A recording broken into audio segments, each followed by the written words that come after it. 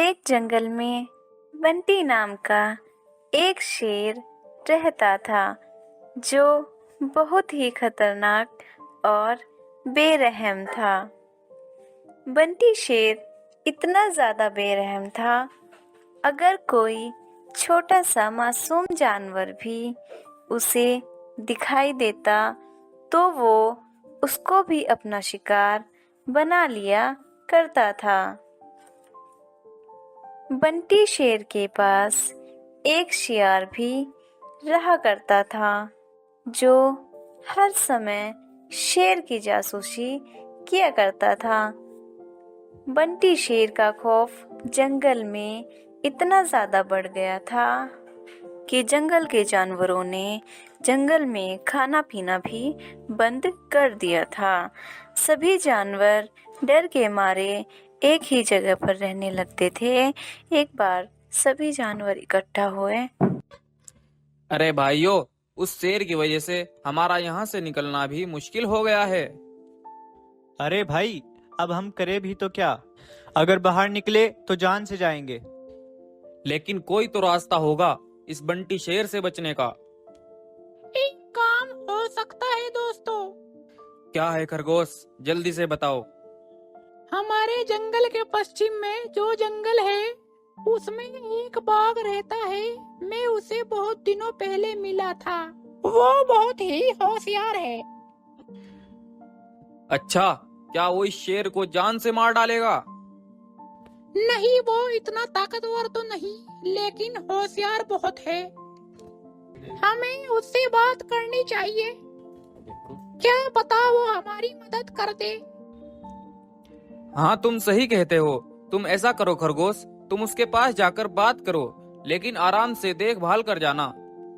तब खरगोश शेर से छिपकर किसी तरह करके बाघ के पास पहुंच जाता है और शेर के बारे में बाघ को सब कुछ बताता है। और बाघ भाई, जंगल के सभी जानवर उसके डर से बाहर भी नहीं निकल रहे हैं। उन्हें भूखा ही रहना पड़ रहा है। क्या तुम हमारी मदद कर सकते हो बाघ भाई?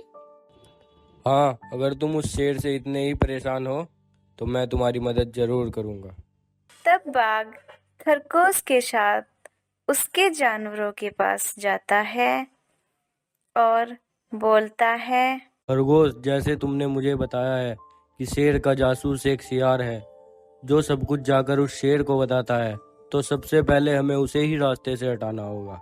लेकिन उसके लिए हमें क्या करना होगा बाघ? तुम्हें कुछ नहीं करना, अब उनसे मैं ही निपट लूंगा। तुम यहीं पर रहो। तब बाघ छिपकर दूर से शेर की गुफा को देखता है तो शेर और शियार दोनों वहीं थे। तब बाघ शेर के वहां जाने का इंतजार करता है। कुछ देर बाद शेर पानी पीने के लिए जाता है और बाघ शियार के पास जाकर बोलता है। सियार, मेरा दोस्त शेर कहाँ पर है? क्या तुम शेर के दोस्त हो? शेर ने तुम्हारे बारे में कभी बताया तो है नहीं। हाँ, ऐसे भी होता है। सारी बातें थोड़ी ना बता दी जाती है। खैर छोड़ो, मैंने पास की झाड़ियों में कुछ भैंसें देखी हैं। तुम जाकर उनकी निगरानी करो, मैं शेर को लेकर वहीं आता हूँ। जाओ सियार। ये सुनकर शियार वहां से चला जाता है और बाघ गुफा के अंदर जाकर बैठ जाता है। अब तक तो मेरा प्लान बिल्कुल सही चल रहा है। अब उस शेर के मजे लेने हैं। तब बाघ को शेर के आने की आवाज सुनाई देती है। तभी शेर को गुस्से में आने से पहले ही बाघ अपनी आवाज बढ़ाकर जोर से बोलता है। अरे, तुमने उस शेर को मरवाने के लिए मुझे इतनी दूर से बुलवाया है। अरे, तुम्हें पता है मेरा इतना बड़ा शरीर है, मुझे यहाँ आने में भी 2 दिन लग गए हैं। क्या बोल रहे हो? क्या बोल रहे हो? मेरा इतना बड़ा शरीर है, मुझे इसलिए यहाँ बुलाया है। अच्छा, मैं समझ गया। उस शेर को तो मैं अपने पैर से ही कुचल डालूंगा और उसको मैं जान से मार डालूंगा। आने दो शेर को।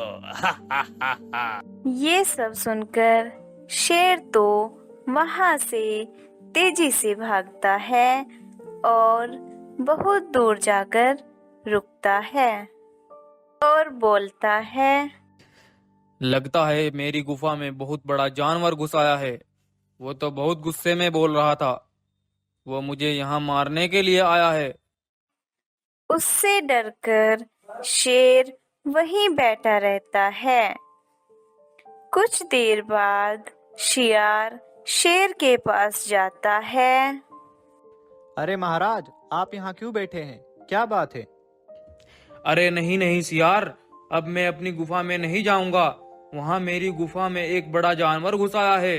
वो मुझे मारने के लिए आया है। अरे सियार, तुम हंस क्यों रहे हो? अरे महाराज, वो तो उसका दोस्त होगा जिससे डर के आप यहाँ पर आ गए हो। क्या मेरा दोस्त? कौन सा दोस्त? नहीं नहीं, मैं नहीं जानता। क्या नेम है उसका?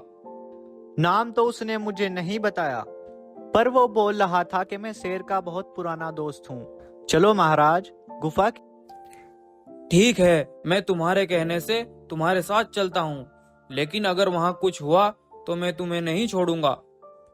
तब शेर और लोमड़ी गुफा के बाहर पहुंच जाते हैं और बाघ उन्हें एक पत्थर के बीच में से उन्हें बाहर खड़ा देख लेता है। अरे सियार, आखिर तुम मेरे बताए गए प्लान से अपनी बातों में फंसाकर शेर को यहाँ पर ले ही आए हो, लेकिन मेरा इतना बड़ा पेट इस शेर से नहीं भर पाएगा। जाओ, कोई और शिकार लेकर आओ। ये सुनकर शेर बोलता है, अच्छा, तो थोड़ी देर पहले तुम भी इसके साथ ही थे। तुमने ही मुझे मरवाने की कोशिश की। अब मैं तुम्हें नहीं छोड़ूंगा। शियार उसे कुछ बताता, लेकिन शेर उसके पीछे भागने लगता है और कुछ दूर जाकर शियार को भी मार डालता है। और शेर उस बड़े जानवर की वजह से उस जंगल को छोड़कर हमेशा हमेशा के लिए भाग जाता है। सभी जानवर ये देखकर बहुत खुश होते हैं और बाघ का शुक्रिया अदा करते हैं। जंगल का राजा शेर बहुत ही अच्छा और दयालु था।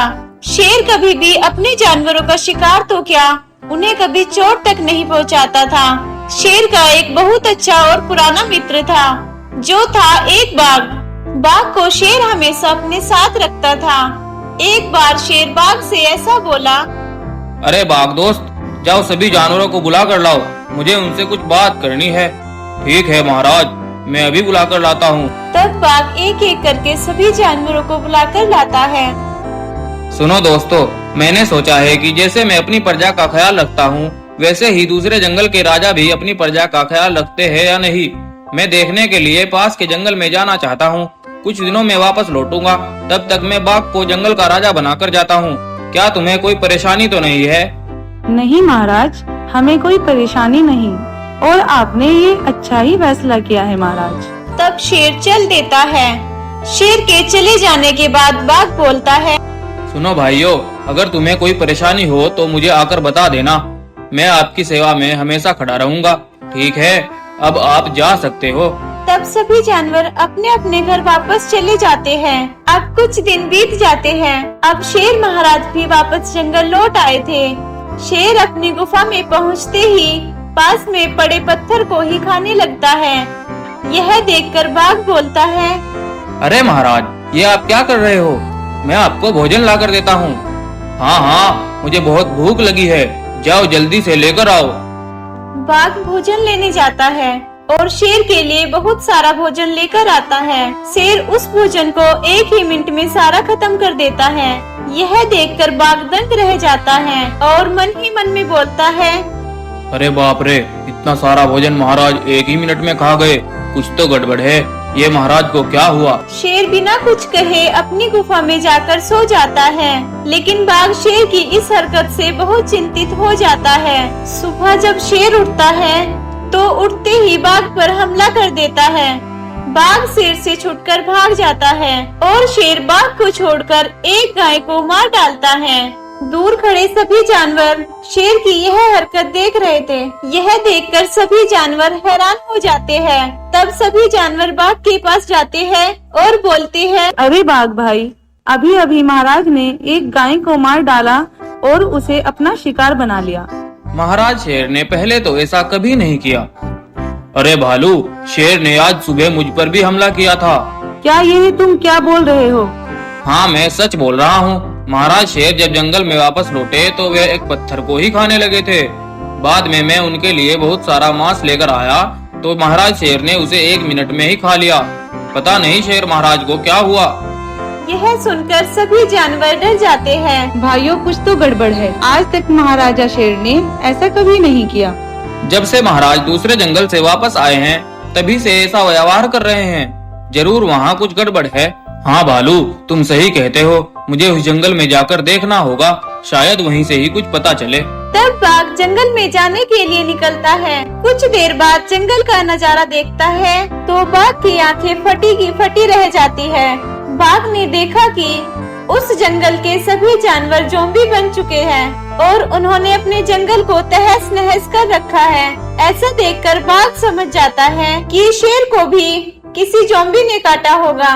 तब बाघ वहाँ से अपने जंगल जाता है, लेकिन रास्ते में बाघ को शेर दिखाई देता है। शेर भी अब एक ज़ॉम्बी बन चुका था।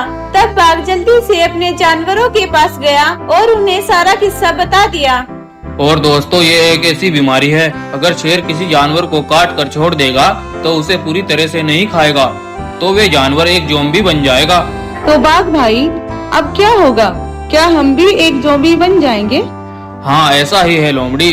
अगर हम सबको अपनी जान बचानी है तो एक ही काम हो सकता है। वह क्या है बाघ? महाराज शेर की मौत। बाघ बिल्कुल सही कह रहा है।